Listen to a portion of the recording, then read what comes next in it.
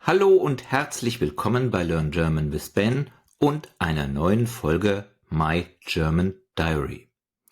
My German Diary ist ein seltsamer Titel, denn was ist typisch deutsch? Das, was für euch typisch deutsch ist, muss nicht für mich oder andere gelten. In dieser Folge gehe ich deshalb der Frage nach, was in meinen Augen typisch für mein Heimatland ist. Am Ende der Folge besprechen wir den Wortschatz. Mein Name ist Ben und ich würde sagen, los geht's!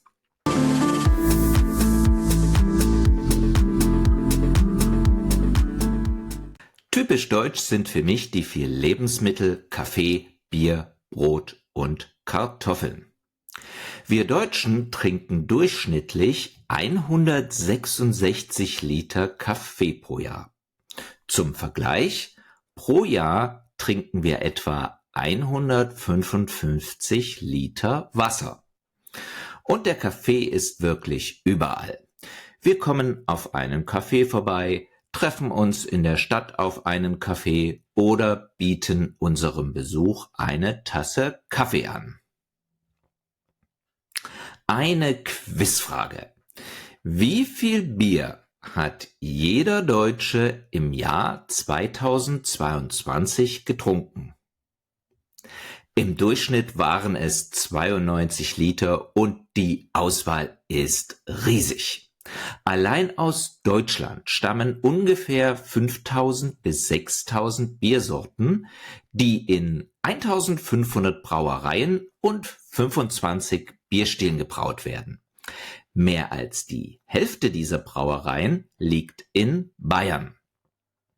Hinter diesen Zahlen steckt für mich auch eine gewisse Tragik, da immer mehr kleine Brauereien ihre Produktion einstellen müssen und die typischen Ruhrgebietskneipen in meiner Heimat Nordrhein-Westfalen zunehmend aus dem Stadtbild verschwinden. Dass jeder Deutsche im Jahr ungefähr 85 Kilogramm Brot isst, ist für mich weit mehr als nur eine Zahl, denn mit über 3000 Brotsorten ist die Brotvielfalt in keinem anderen Land der Welt so hoch wie in meinem Heimatland.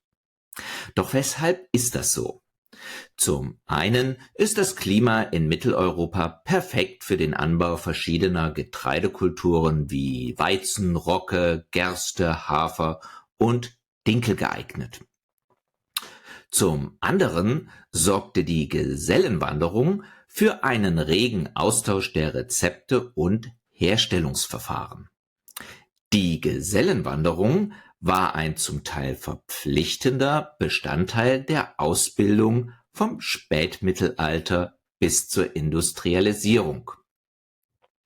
Bei dieser mussten die angehenden Bäcker, also die Gesellen, ihre Heimat verlassen und das erlernte Wissen in anderen Bäckereien vertiefen und ergänzen. Im Gebiet des heutigen Deutschlands gab es aber bis vor gut 100 Jahren noch verschiedene Provinzen, Großherzogtümer und Königreiche, deren Grenzen schwer durchlässig waren. Mit dem Austausch des Wissens durch die Gesellenwanderung auf der einen Seite und der Regionalität auf der anderen Seite entstand schließlich eine regionale Backkultur, bei denen sich Brotrezepte anpassten und bis heute voneinander unterscheiden.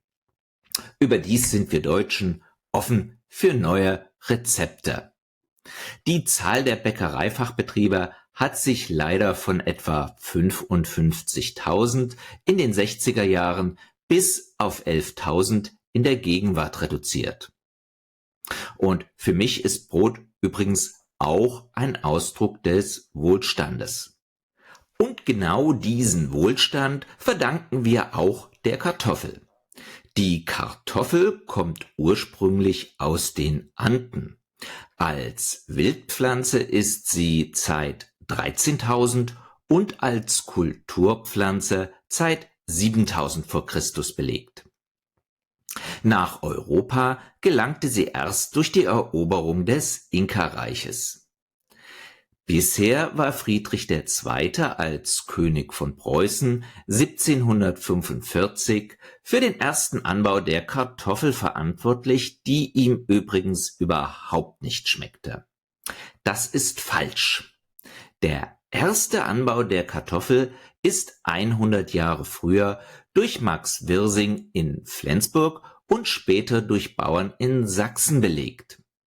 Friedrich II. Übernahm den großflächigen Anbau, um der Hungersnot in seinem Land Herr zu werden. Regionalität, Abgegrenztheit, Eigenständigkeit, Wahrung eigener Identität. Was ist der richtige Ausdruck für das Phänomen, dass Deutschland seit jeher in Stämme, Gruppen, später Fürstentümer, Königreiche, Herzogtümer und Grafschaften aufgeteilt war und im Grunde genommen heute noch ist? Heute nennen wir die Einteilung der BRD in 16 Bundesländer mit begrenzter Eigenständigkeit Föderalismus. Typisch deutsch ist für mich auch der Tatort. In über 50 Jahren schaffte es die wohl berühmteste Krimireihe aus Deutschland auf mittlerweile über 1200 Folgen und begleitet die Deutschen seit Jahrzehnten durch ihr Leben. Das Besondere an diesem Format: jeden Sonntag ermitteln Kommissare aus unterschiedlichen Städten und kehren nach einer Weile wieder zurück. In der deutschen Tradition fest verankert sind der Adventskranz, Adventskalender, Stollen und der Osterhase. Der Adventskranz wurde 1839 von dem evangelisch-lutherischen Theologen und Erzieher Johann Hinrich Wichern in Hamburg eingeführt, um armen Straßenkindern die Zeit bis Weihnachten zu verkürzen. Etwa 100 Jahre später war der Adventskranz auch in katholischen Gegenden etabliert und ist heute aus deutschen Wohnzimmern nicht mehr wegzudenken. Der originale Wichernkranz bestand allerdings aus 24 Kerzen, die auf einem großen Kutschenrad angebracht waren und an der Decke eines Hauses für bedürftige Kinder hingen. Der heutige Adventskranz besteht dagegen aus 4 Kerzen, die auf kreisförmig zusammengesteckten Tannengrün aufgesteckt werden und jeweils an einem Sonntag im Advent entzündet werden. Aus dieser Tradition entwickelte sich auch der Adventskalender als Zeitmesser in der Adventszeit. Und wenn wir am Sonntag eine Kerze auf dem Adventskranz entzünden und Kaffee trinken, essen wir meistens Stolle. Stolle ist ein brotförmiger Kuchen aus Hefe, verschiedenen Trockenfrüchten sowie abweichenden Zutaten wie zum Beispiel Marzipan. Erstmals erwähnt wird der Stollen 1329. Dieser Stollen hat aber wenig Ähnlichkeit mit dem heutigen Grundrezept.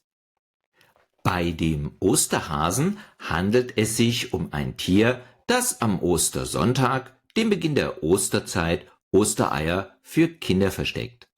Der Osterhase wird zum ersten Mal im Jahr 1682 erwähnt und stand zu dieser Zeit noch in Konkurrenz zu anderen Tieren. Er aber ist derjenige, der sich etabliert hat. Typisch deutsch ist für mich auch der nur in Deutschland verbreitete Brauch, Kindern am ersten Schultag eine Schultüte bzw. Zuckertüte zu schenken. In dieser befinden sich meistens Süßigkeiten. Erstmals belegt ist diese Tradition für das Jahr 1781/82 und beschränkte sich auf die Regionen Thüringen und Sachsen.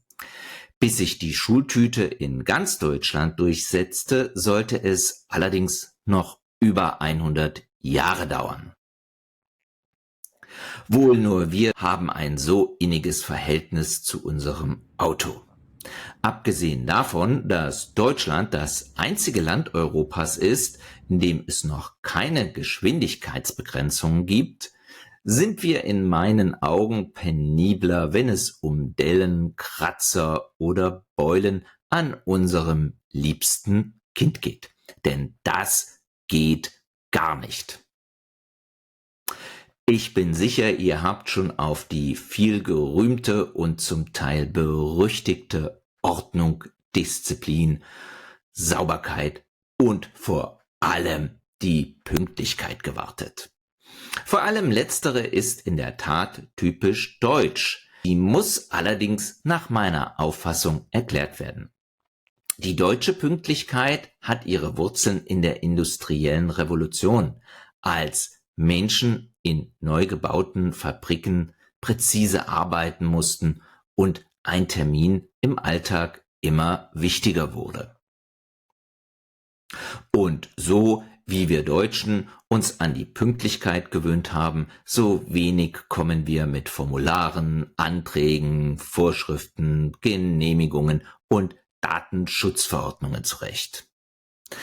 Einen ihrer Ursprünge hatten diese in der Verwaltungsreform Bismarcks. Und diese Mischung aus Ordnung, Disziplin, Pünktlichkeit und Formularwahn lässt uns sehr regelkonform leben. Wir halten uns an die Hausordnung, warten bei Rot an der Ampel und vieles mehr. Typisch deutsch ist in meinen Augen auch eine gewisse Distanz. Wir Deutschen benötigen lange, bis wir vom förmlichen Sie zum Du übergehen und Fremde als Freunde bezeichnen. Meiner Meinung nach spielt sich ein großer Teil unseres Lebens zudem in der Wohnung ab, während in anderen Kulturen das Leben auf der Straße dominiert. Jetzt wisst ihr, was für mich typisch deutsch ist. Und jetzt zu euch. Was ist für euch typisch deutsch oder typisch für euer Heimatland? Schreibt es mir in die Kommentare und vielleicht werden wir eine Extra-Folge darüber machen. Ich sage vielen Dank fürs Zuschauen. Tschüss, bis zum nächsten Mal. Euer Ben.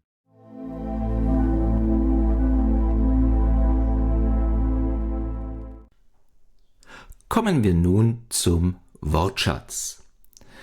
Wenn ich euch erzählen möchte, was in meinen Augen typisch für mein Heimatland ist, dann möchte ich euch erzählen, was in meiner Wahrnehmung typisch deutsch ist. Wenn wir Deutschen durchschnittlich 166 Liter Kaffee pro Jahr trinken, dann bedeutet dies, dass wir im Allgemeinen oder meistens 166 Liter Kaffee pro Jahr trinken. War dagegen unser Hotel im Urlaub durchschnittlich, dann war es eher mittelmäßig. Die Wortkombination wie viel verwendet ihr bei Mengen und nicht zählbaren Dingen. Die Wortkombination wie viele verwendet ihr bei zählbaren Dingen. Eine gewisse Tragik kann näher bekannt, aber nicht genannt oder nicht genau bestimmbar sein. Die Wortkombinationen zum einen und zum anderen schreibt ihr im Satz bitte immer klein. Wenn die Gesellenwanderung für einen regen Austausch der Rezepte sorgte, dann meine ich damit, dass sie für einen aktiven Austausch der Rezepte verantwortlich war. Angehende Bäcker sind in diesem Fall Gesellen, die Bäcker werden. Anstatt der Wortphrase 7000 vor Christus darfst du auch sagen 7000 vor unserer Zeitrechnung. Das Adverb überhaupt hat zwei Bedeutungen. Wenn Friedrich II. Die Kartoffel überhaupt nicht schmeckte, so hat sie ihm ganz und gar nicht geschmeckt. Wenn Italien das schönste Land überhaupt ist, dann gibt es kein schöneres Land. Wenn der Anbau der Kartoffel 100 Jahre früher belegt ist, so ist er bewiesen. Allerdings kann auch ein Brot oder ein Kurs belegt sein. Dies heißt, auf dem Brot liegt eine Scheibe Käse und der Kurs ist voll. Es gibt also keinen freien Platz mehr. Die Wortkombination seit jeher bedeutet schon immer. Achte darauf, dass du das Wort jeher zusammenschreibst. Ein inniges Verhältnis ist ein intimes oder sehr eng verknüpftes Verhältnis. Ich hoffe, dieses Video und vor allem die Wortschatzarbeit haben dir gefallen. Lass mir doch bitte ein Feedback in den Kommentaren da. Ich freue mich und sage jetzt endgültig Tschüss, dein Ben.